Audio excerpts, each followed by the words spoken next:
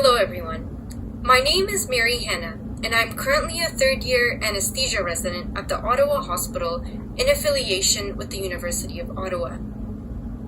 I've become interested in the effects of anesthetic gases on global warming. The information I've come across during my search has altered the way I deliver an anesthetic to patients. I want to share this information with you.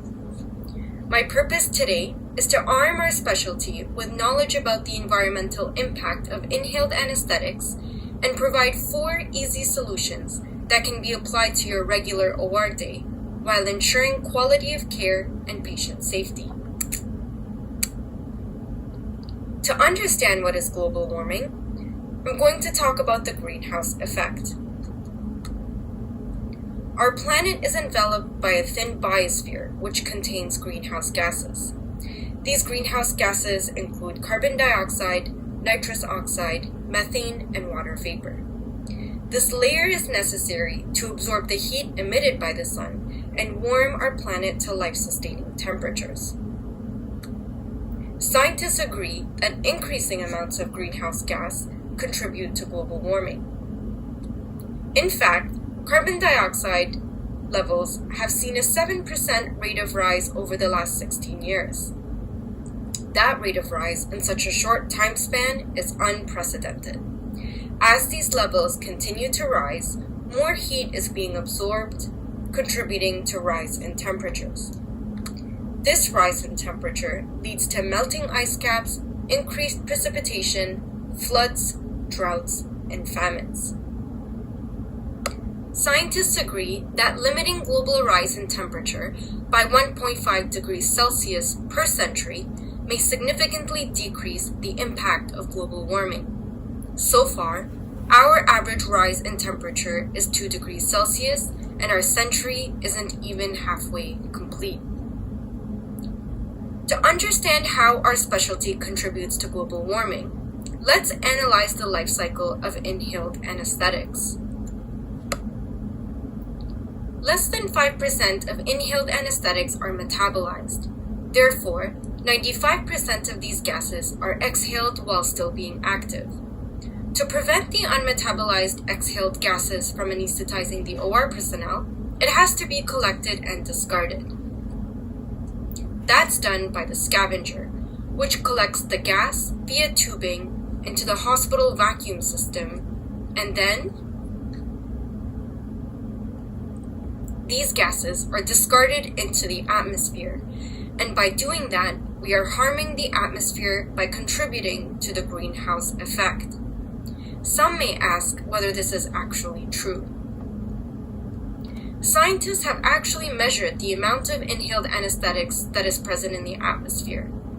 They've demonstrated that these gases are present in significant amounts in the atmosphere, and that rate is rising. The environmental impact of modern inhaled anesthetics are dramatically different.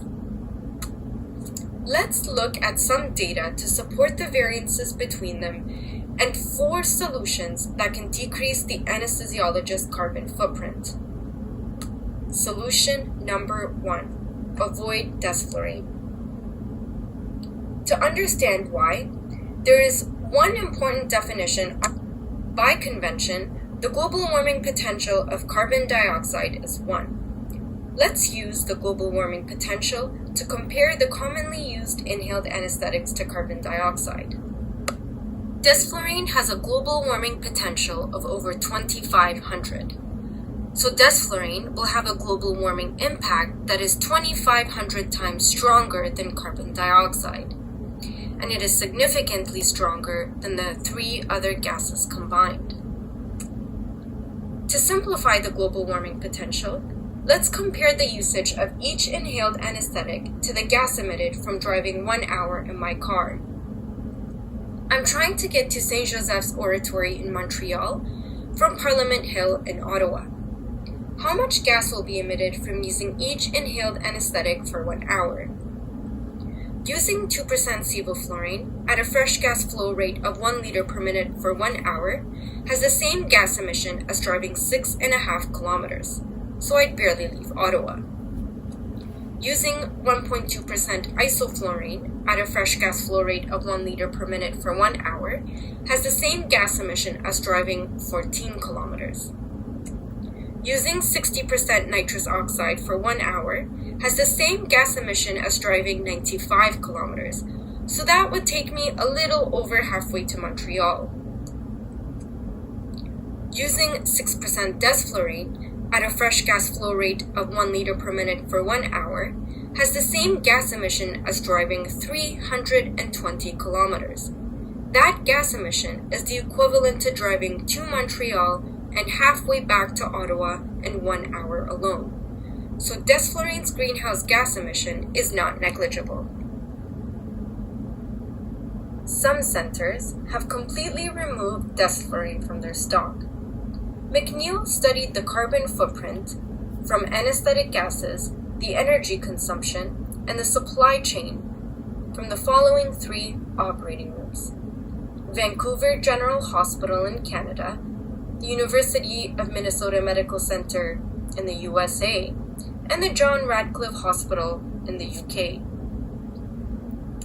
The greenhouse gas emission from anesthetic gases is 4% at the John Radcliffe Hospital and 63% at Vancouver General Hospital. And that is from the total greenhouse gas emission by the operating theaters. John Radcliffe Hospital's numbers are so low because they use sevoflurane and isoflurane instead. They made a significant impact by eliminating desflurane from their stock. Now that is something we can definitely learn from. Solution number 2. Limit the use of nitrous oxide. As previously seen, using 1 hour of nitrous oxide has the same greenhouse gas emission as driving 95 kilometers in a car. The atmospheric lifetime is another important factor while comparing the global warming impact of inhaled anesthetics. The atmospheric lifetime of nitrous oxide is over 100 years, so it absorbs energy for a lot longer than the 3 other agents. Nitrous oxide stays in our atmosphere not just in our lifetime, but also for the lifetime of our children and maybe even during the lifetime of our grandchildren.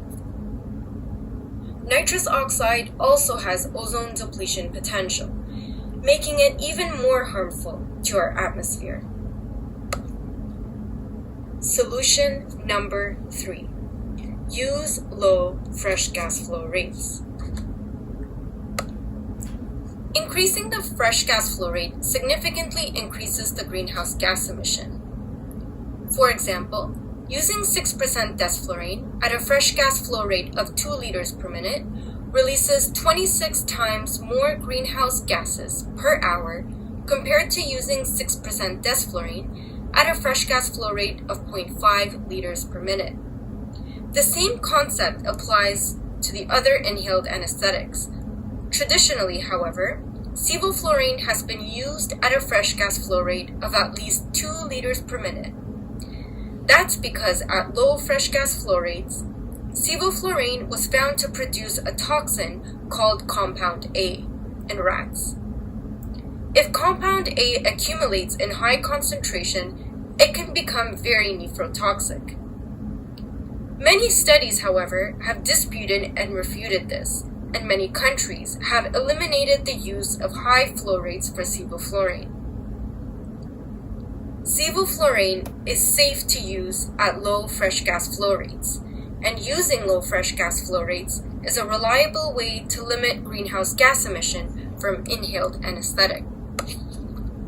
The 4th and final solution is to consider TIVA. I'm going to use life cycle studies to explain why TIVA is an environmentally friendlier option than inhaled anesthetics. Life cycle studies look at the environmental impact of an agent's production, transport, use, and disposal. Sherman compared the life cycles of desflurane, isoflurane, sevoflurane, nitrous oxide, and propofol. First, They studied the greenhouse gas emission from an inhaled anesthetic's production and exhaled waste. They also included the energy required to function desflurane's vaporizer. Desflurane accounted for the largest life cycle greenhouse gas emission, and most of the greenhouse gas was emitted during the agent's release. Adding nitrous oxide significantly increased the greenhouse gas emission. Then, they compared the greenhouse gas emission to propovol's production, usage at 100 micrograms per kilograms for 1 hour, and the wasted portion of the drug. They also included the energy used to function the syringe pump and the life cycles of two 60 milliliter syringes and the IV tubing. The environmental impact of propofol are exponentially smaller.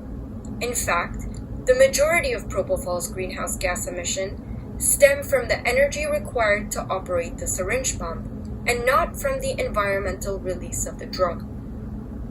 Teva proves to be another way to minimize greenhouse gas emissions. Here is a summary of the 4 solutions presented today, none of which would compromise patient care. Avoid desflurane, limit the use of nitrous oxide, use low fresh gas flow rates, and consider Teva. I'm sure that there are many other ways that we can decrease our carbon footprint. As global citizens, it is our responsibility to find environmentally friendlier and more sustainable ways to practice medicine. I challenge you all to find other ways, either at work or at home, to decrease your carbon footprint. Because ultimately, we're only borrowing this earth. So let's give our children a better earth than we currently live in. Thank you all for listening to this presentation, and I really hope that you all develop the passion and interest that I did.